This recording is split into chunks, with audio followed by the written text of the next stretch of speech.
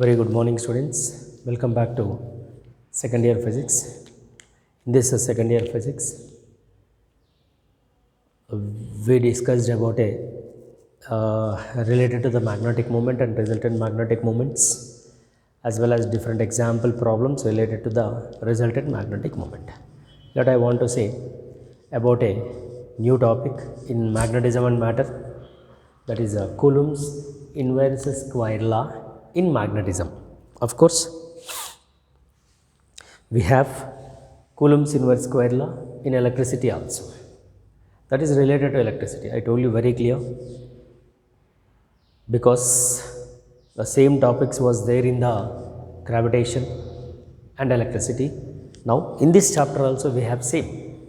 See now, Coulomb's inverse square law in magnetism. Now I am telling, in magnetism it is. So that in case of a magnetism, let's suppose you say two magnetic poles of pole strengths m1 and m2, right, which are separated by a small distance is small r. See this, there may be a force of attraction or there may be a force of repulsion. If I use a like charges, therefore there may be a force of repulsion will act, that is F. And suppose if I go with the unlike will be like it is m1 and m2. There may be a force of attraction, that is F12, and it is F2. So you also say here like this, and it's the distance is like this. In the same situation, I'll show you in electricity also. Let us two charges Q1 and Q2. See, if I go, therefore there will be a force of repulsion, right? And if I go unlike, there may be a force of attraction, which are separated. So this is the force, like charges and unlike charges. Come to the point is, let you see the same it is, like it is consequence, right? Instead of charges, here we are taking a what? Pole strength. Here the charges, there may be a force of attraction or there may be a force of repulsion. Here also same, there may be a force of attraction or there may be a force of repulsion between the two poles. Is nothing but the force is directly proportional to the product of two pole strengths, of course. Here also you write, in electricity, the force of attraction or repulsion directly proportional to the product of two charges. And here F inversely proportional to square of the distance. Here also F inversely proportional to square of the distance. Therefore, F directly proportional to m1 m2 by r square it is. Here also F directly proportional to q1 q2 by r square. Same. You look at same. Here we need to write a constant. Here the constant is 1 by 4 pi epsilon naught q1 q2 by r square it is. Fine. In the same way, here also we need to write a constant, that is F is equal to mu naught by 4 pi into m1 m2 by r square. Look at, everything is same. Here the m1 m2 are the pole strength, here the q1 q2 are the charges, and 1 by 4 pi epsilon naught is the constant, mu naught by 4 pi is the constant. Of course, mu naught by 4 pi, here remove this because it is not required. Just comparison I am showing, that's all. That I want to say mu naught. Sir, what is mu naught? Mu naught value we know, 4 pi into 10 power minus 7 Henry per meter, right? And of course, mu naught is nothing but a permeability, right? Permeability is nothing but the substance or the substance which allows the magnetic lines of forces, or we can also call the medium which allows the magnetic lines of forces are nothing but we can call permeability of a free space. Suppose you want to go with medium, of course, it is, we can say medium. See, this is becomes a free space. So here it is F naught is equal to mu naught by 4 pi into m1 m2 by, we can say, r square. Suppose I want to say some medium, so mu by 4 pi epsilon naught m1 m2 by r square. So it is like this. So here we know another one is a relative permittivity, mu r it is. Permeability, relative permeability is nothing but it is the ratio of medium permittivity to free space permittivity. This is we can call relative permeability. Relative permeability, that is mu r is nothing but a medium permittivity to free space permittivity, which is very very important. From here mu is equal to mu r into we can take as mu naught. Of course mu r for air is 1, it is for 1. So like it is about a permeability.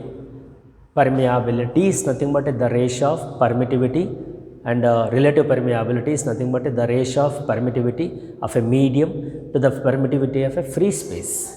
So what is permittivity?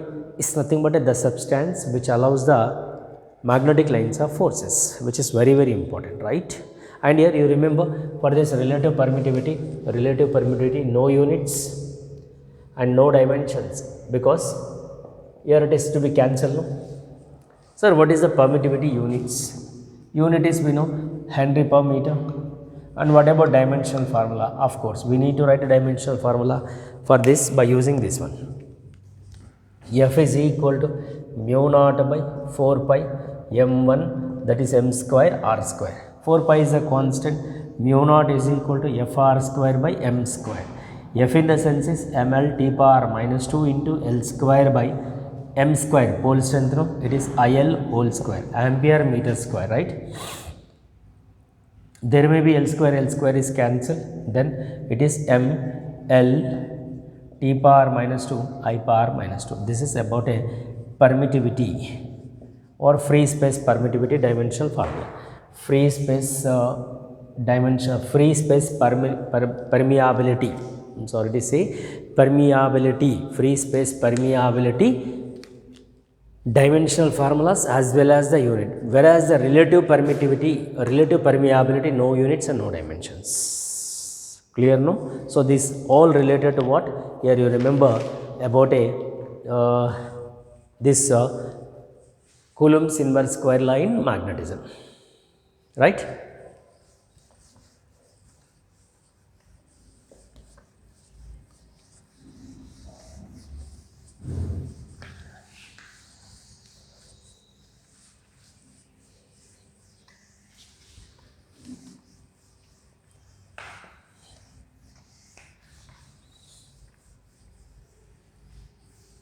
Right, come to the point.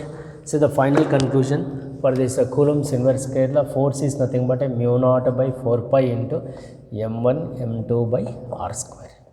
So this is the final for Coulomb's inverse square law, and you everyone remember this, right? Now let us come to the point.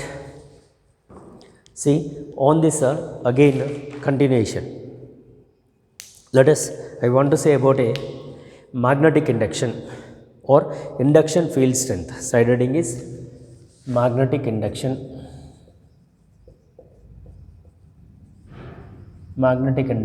or induction field strength,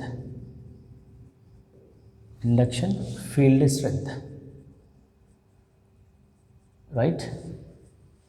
That is we can say B bar. Sir, what is B bar? See, it is nothing but a, see, in a given a field, that's what here you take a one magnet. Of course the magnet is creates a field. In this field there is a one unit north pole is placed. Of pole strength is small m. It is a unit north pole. North pole is always we can say pole strength is positive. Say magnetic induction or induction field strength capital B. In a given a field there is a pole is placed. The pole of a pole strength is a small m. Therefore, this pole is experiences a force. This pole, the pole which is placed in the field, in a given a field.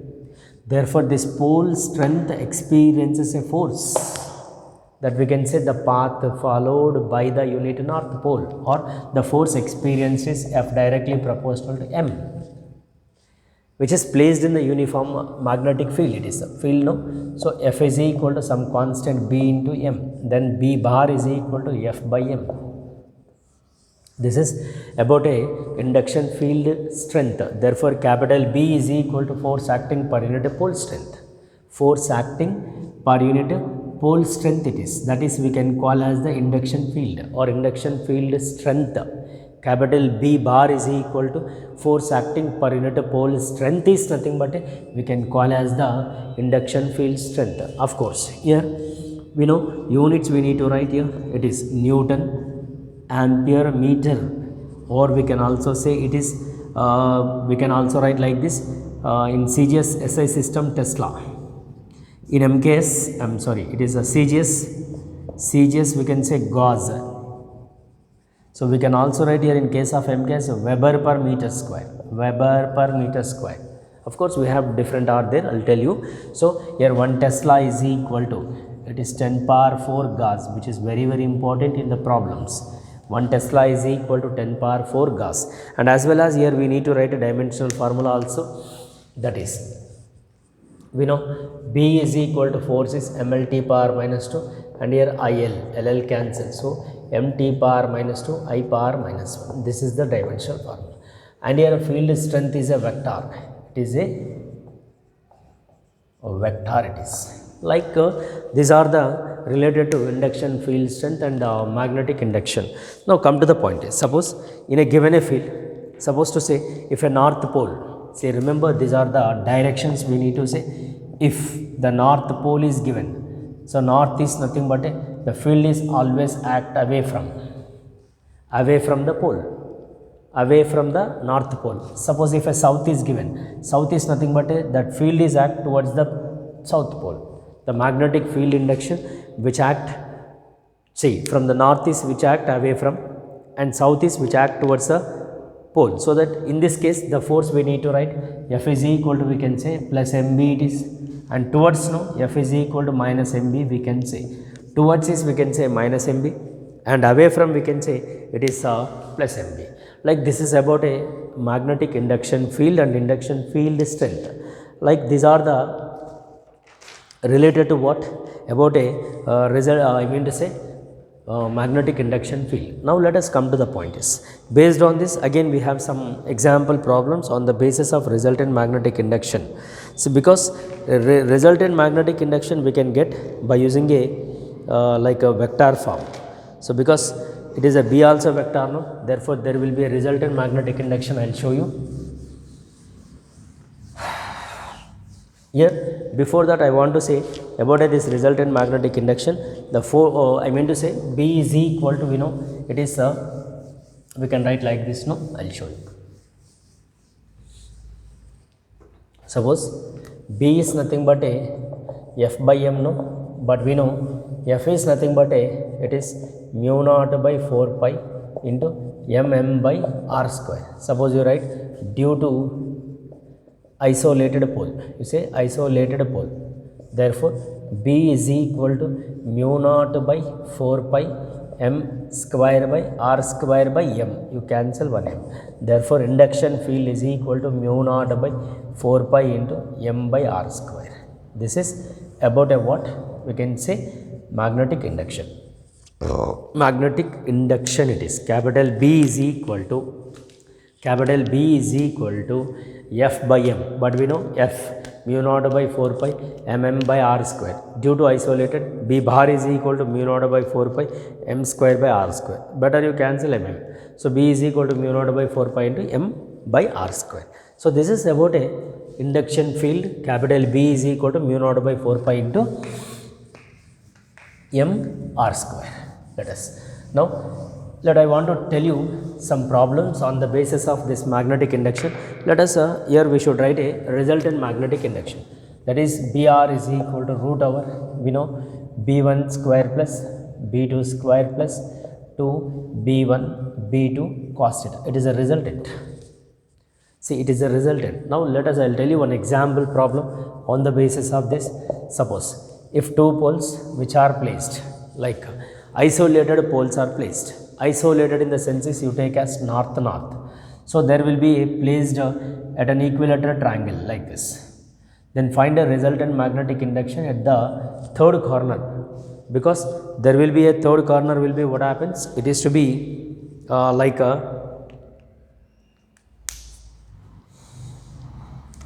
there will be a resultant will be like this, right?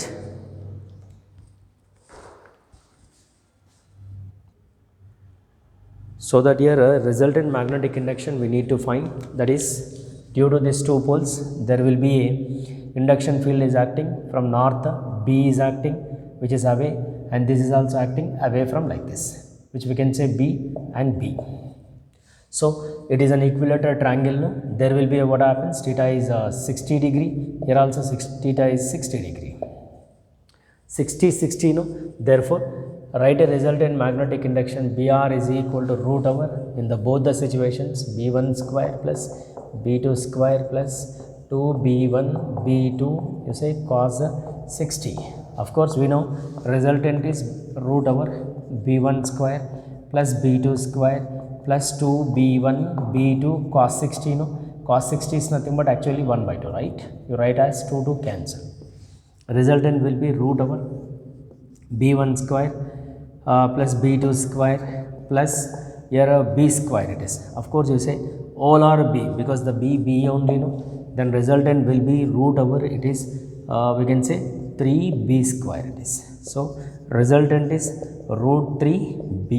This is about a what we can say resultant induction in case of a when there is a two poles which are placed, identical poles are placed at an equilateral triangle. But we know B is nothing but a mu naught by 4 pi into it is mu naught by 4 pi into small m by r square no. Therefore Br is equal to mu naught by 4 pi small m by r square into root 3 it is.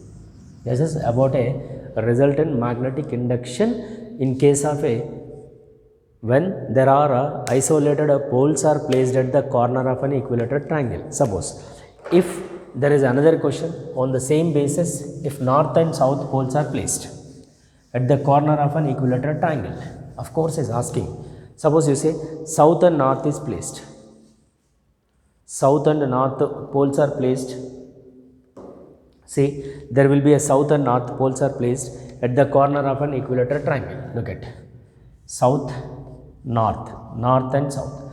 So due to north the field will act away from, due to south the field will act BS, this is the B north, there will be a resultant is represented like this. See you say BS and BR is equal, that is you take as 120 degree, it is taken as to be 120 degree, there will be an angle 120 no, it a resultant is represented, it is to be like equatorial plane. So BR is equal to root over we can say B square plus B square plus 2B square cos 120. Of course cos 120 becomes minus 1 by 2. So you write as it is 2B square 1 by 2. So this is cancelled. So BR is equal to root over 2B square minus B square. So BR is equal to, it is root B square it is. So BR is equal to B. This is the resultant when north and south poles are placed. So it is Br is equal to mu naught by 4 pi into small m by r square. Like it is so different example problems are situated for this resultant magnetic induction. Clear? So you go through this all because which are very important. In this case we have the example problems. Another also is there which is to be related to what we can say like if a north, three north poles are placed